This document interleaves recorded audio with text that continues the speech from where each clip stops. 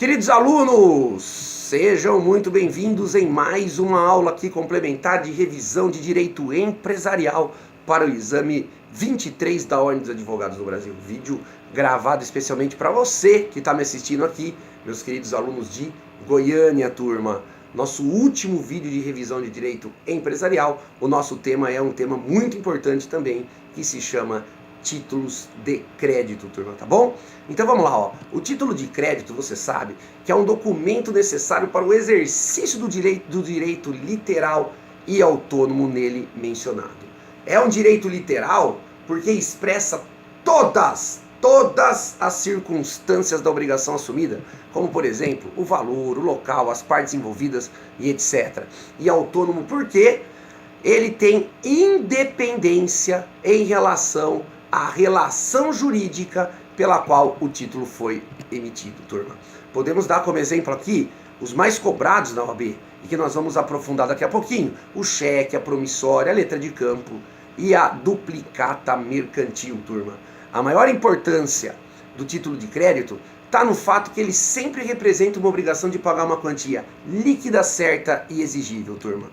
O título facilita a transmissão da obrigação e ainda, turma, facilita eventual execução judicial forçada no caso de ser descumprido. Porque, como todos vocês sabem, o Código de Processo Civil elenca os títulos de crédito como título executivo extrajudicial, desde que aí, executado dentro do prazo da obrigação, turma. Falando em obrigação, os títulos de crédito correspondem a uma obrigação pró-solvendo. O que é uma obrigação pró-solvendo?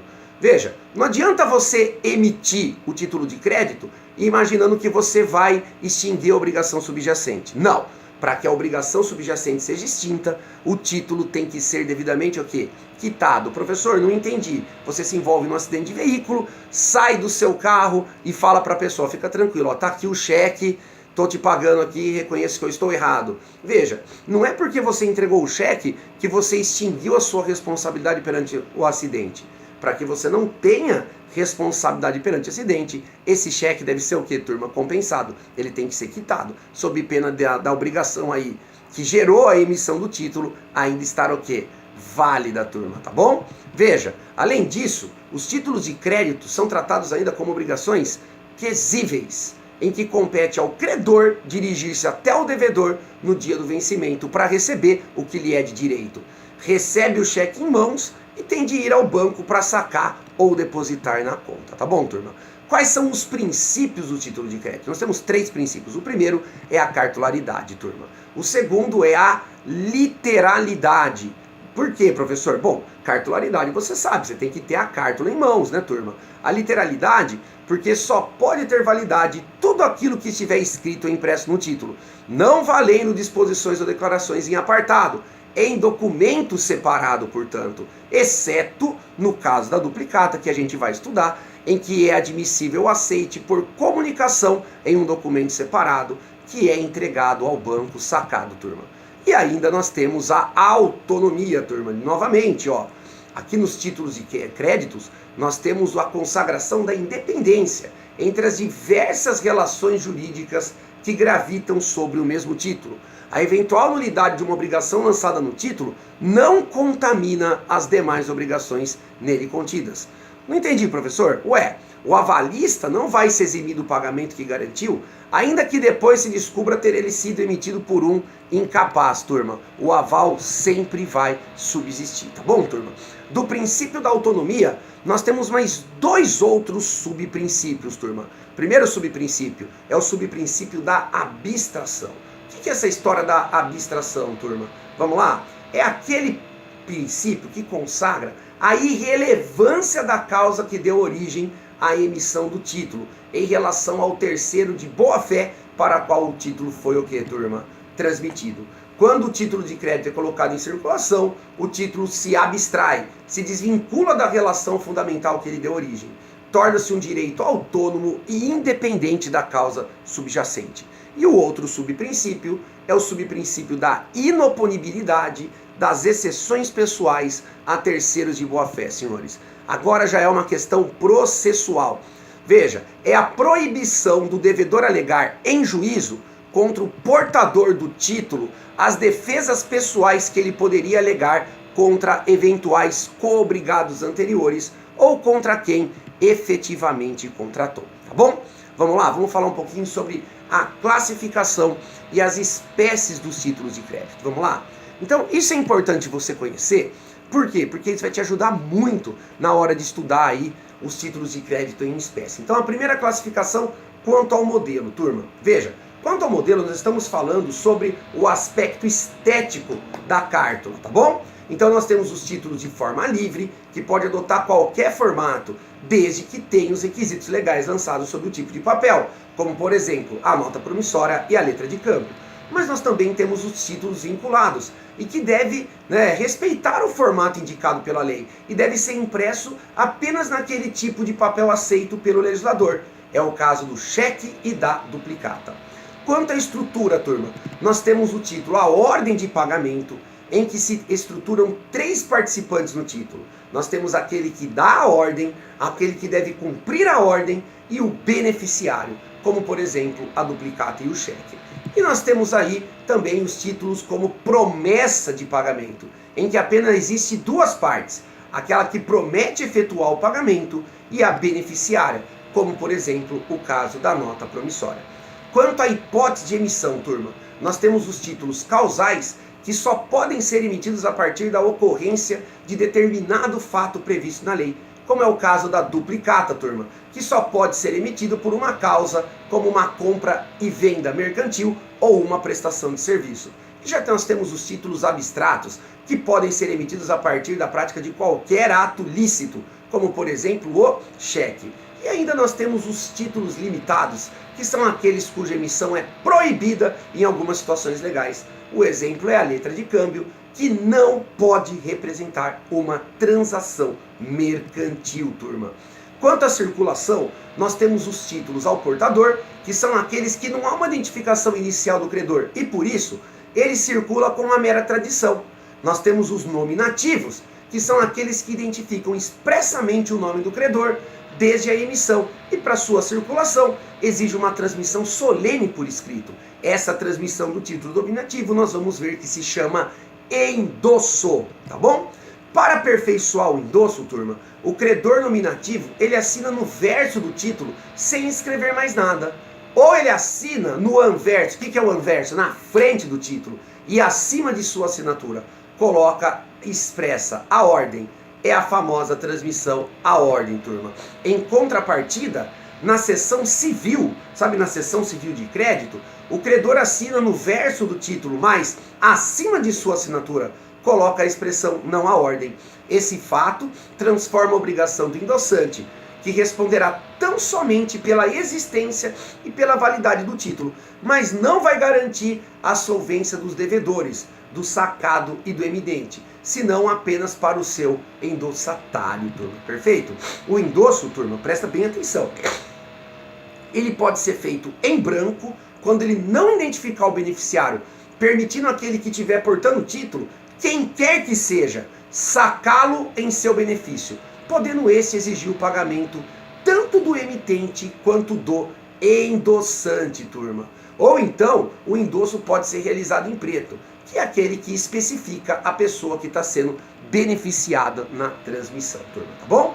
Vamos aqui então estudar rapidamente os títulos em espécie. Vamos começar pela letra de câmbio, turma. A letra de câmbio é uma ordem de pagamento à vista ou a prazo, que o sacador direciona ao sacado para que este pague ao beneficiário do título. Então, turma, olha só, na letra de câmbio nós temos 3 pessoas envolvidas. Nós temos o sacador, que é aquele que faz a emissão do título, que dá a ordem de pagamento, certo? O sacado, que é contra quem se emite o título, é aquele que se obriga pelo pagamento. E nós temos o beneficiário, que é o credor, é aquele que vai ter o direito de receber o pagamento, turma. Vamos lá? Então, dentro da letra de câmbio, presta atenção, aceite. O aceito é ato pela qual o sacado concorda em se obrigar pelo pagamento da ordem escrita. Então, o aceite é quando o sacado fala para o sacador, tranquilo, vou pagar essa ordem aí de pagamento. Admite vencimento em dia certo, pré-determinado.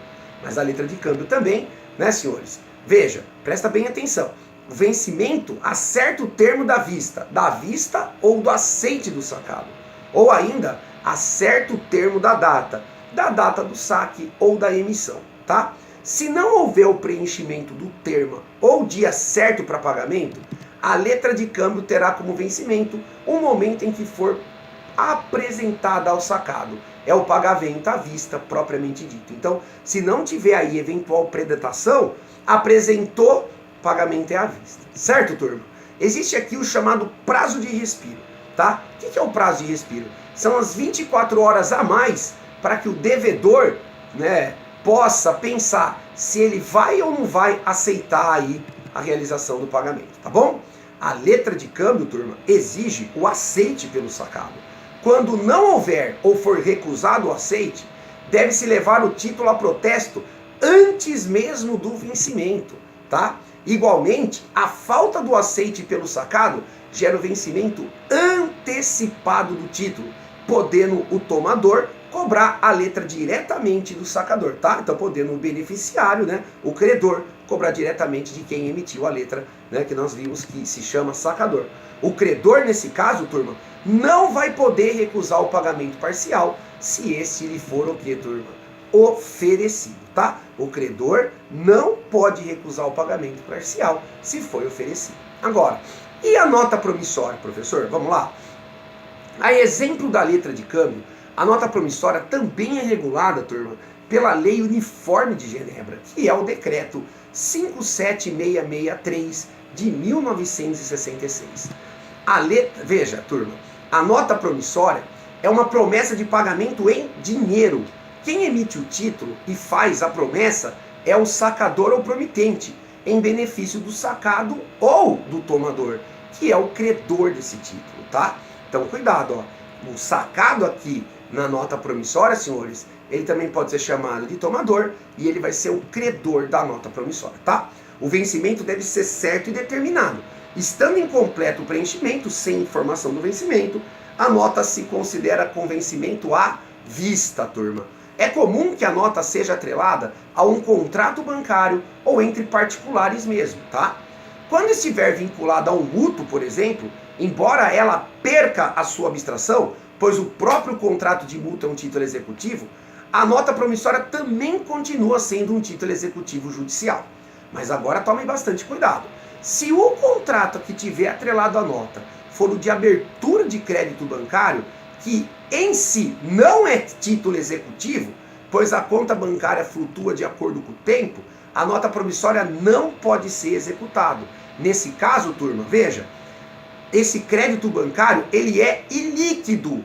E essa liquidez vai transmitir para a nota promissória, o que acaba contaminando. E a indeterminação do quanto deberto obsta que a nota seja o que, turma? Executada, tá bom?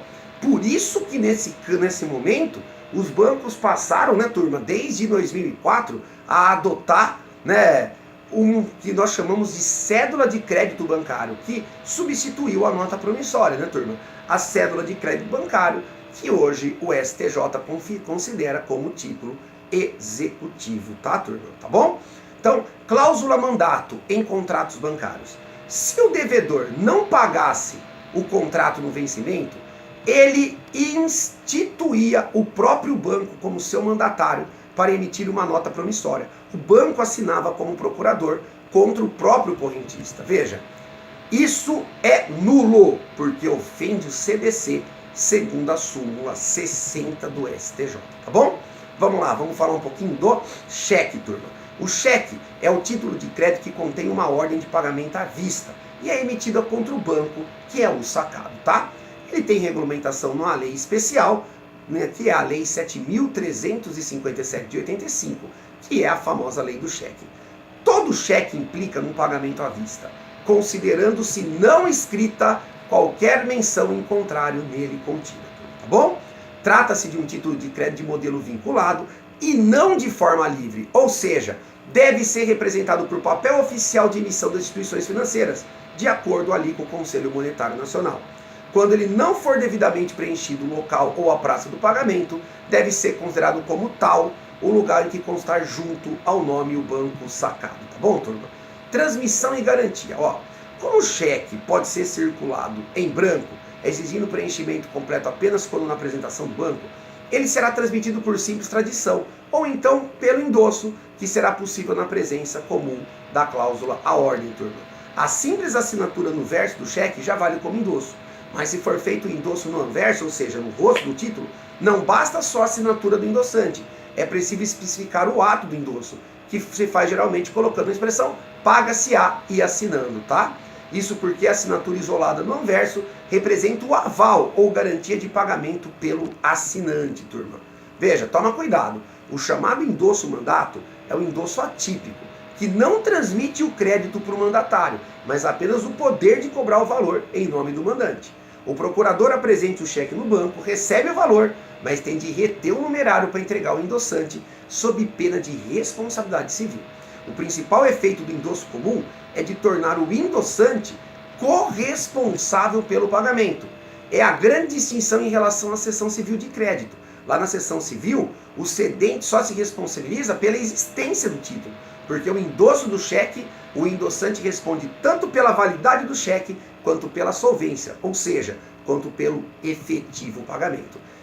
Também é importante mencionar aqui que a responsabilidade do endossante pelo pagamento do cheque independe inclusive de o credor levar o título para protesto ou não. O cheque pode conter uma garantia extra através do aval, que pode ser total, que é o valor total do título, ou parcial, que pode ser dado até por terceiros estranhos na relação.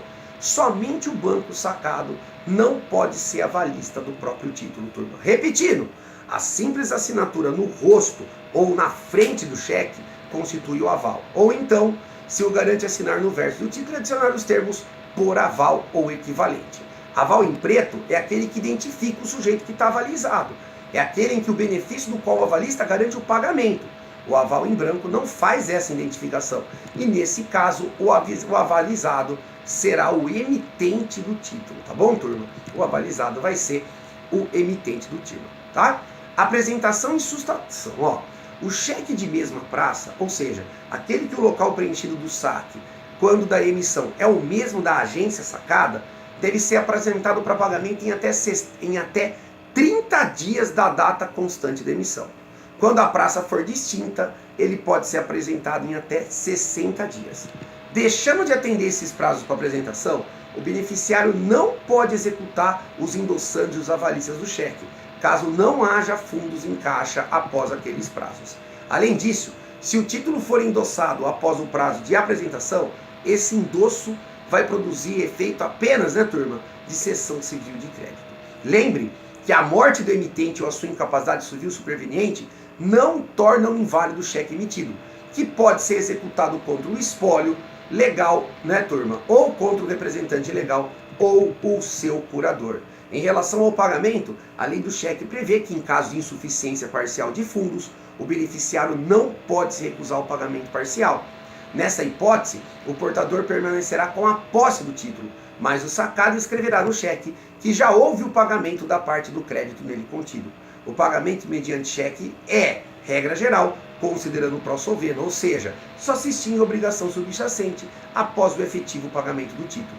O emitente do cheque pode até dar uma contraordem ao banco, se em tempo, para que ele não efetue o pagamento. É o que nós chamamos da sustação do cheque, que sempre vai depender de uma razão de direito, como o não cumprimento da obrigação correspondente, extravio do título, etc. A sustação do cheque não lhe tira a qualidade de título executivo. E se for executado judicialmente, o juiz vai analisar se procedente ou não o motivo da respectiva sustação. Para poder executar o endossante ou avalista, o cheque não pago deverá ter acompanhado da prova da recusa do pagamento. A prova pode ser feita pelo protesto ou pela declaração do banco sacado por escrito e datada no próprio cheque. Essa declaração, portanto, dispensa o protesto e, inclusive, produz os mesmos efeitos desse em relação aos endossantes e avalistas. O prazo prescricional para se ingressar com a execução do cheque é de 6 meses contados da expiração do prazo de apresentação. O endossante ou avalista que eventualmente pagarem o valor devido ao beneficiário tem ação de regresso contra o emitente ou contra o co-obrigado no prazo também de 6 meses contados do dia em que fez o pagamento ou que foi citado para demanda em juízo, tá? Nós temos algumas modalidades diferentes de cheque. O que é o cheque administrativo? É aquele emitido pelo próprio banco. O banco é o emitente, contra uma de suas agências, e que nunca pode ser o portador, devendo sempre ser o quê, turma? Nominativo. O cheque cruzado, que de certa forma condiciona o pagamento ao depósito do título, o qual deve ser depositado na conta bancária para compensação, facilita a identificação do efetivo beneficiário. O cruzamento especial é aquele em que se escreve o nome de um banco entre os dois riscos que formam o cruzamento em geral, e o seu pagamento só pode ser realizado através do banco ali indicado. O cruzamento geral pode ser convertido no especial quando se escreve o nome do banco. Porém, o cruzamento especial não pode ser convertido em geral. Se foi feita, ela vai inutilizar o título, turma, porque a rasura no nome do banco ali vai, o quê, turma? Vai ser considerado como anulação do título. O cheque visado, no qual o próprio banco coloca o visto no verso do título, confirmando que ele terá fundos, pois o banco estará reservando o numerário para o respectivo pagamento, turma. O cheque pré ou pós-datado é aquele que o emitente e o beneficiário livremente pactuam uma data para apresentação do título. Esse pacto nada representa para o banco sagrado, que tem o dever legal de pagar o cheque à vista. Mas você toma cuidado aqui com o STJ, ó. A apresentação antecipada pelo beneficiário gera o dever de indenizar o emitente em danos morais, turma. Tá bom? Veja, então depositou aí o cheque pré-datado antes da data, vai gerar dano moral. Para terminar, doutores, duplicata. A duplicata é um título de crédito causal que só pode ser emitido para representar uma compra e venda mercantil ou uma prestação de serviço. A emissão da duplicata é facultativa, mas quando ela foi emitida, ela se desvincula da causa subjacente e, pelo princípio da autonomia, passa a revestir-se de executoriedade. Também é um título cambial de modelo vinculado, turma, pois ele deve observar a forma atribuída pelo Conselho Monetário Nacional. Quando da emissão da duplicata, o empresário também emite um documento denominado fatura, na qual são discriminados os produtos ou serviço prestado, bem como os valores devidos, turma. Somente se o pagamento for à vista ou em parcela única no prazo de até 30 dias contados da entrega dos produtos ou do serviço, a emissão da fatura será dispensável. Fora dessas duas hipóteses, ela é obrigatória, turma. A duplicata pode ser normalmente circulada ou transmitida por endosso e também é de vite-aval ou garantia, turma. A duplicata é emitida quando da venda das mercadorias ou prestação de serviço pelo empresário.